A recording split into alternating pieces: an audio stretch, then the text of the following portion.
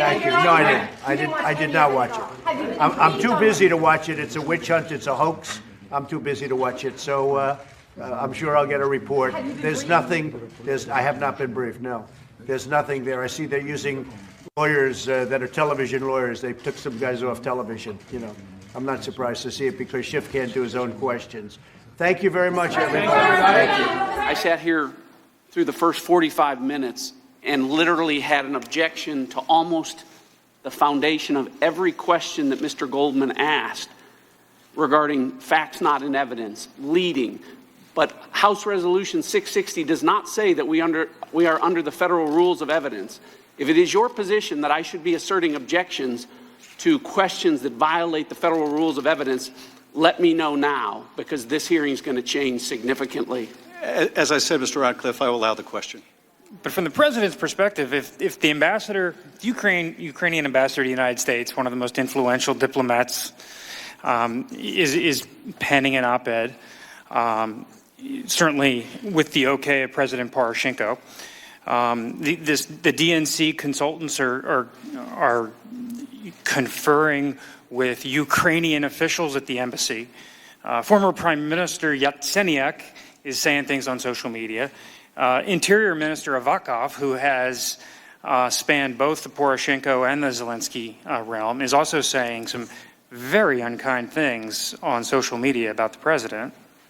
You certainly can appreciate that President Trump was very concerned that some elements of the Ukrainian establishment were not in favor of him, did not support him, and were out to get him.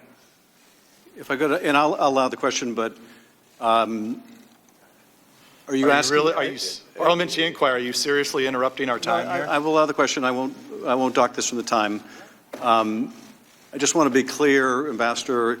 If you're able to verify the things that Council has asked you in the prerequisite of the question, that's fine.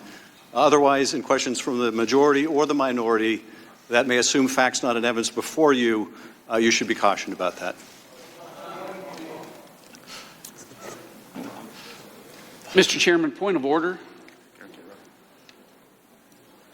The time is with with Minority Counsel. Mr. Radcliffe. Chairman,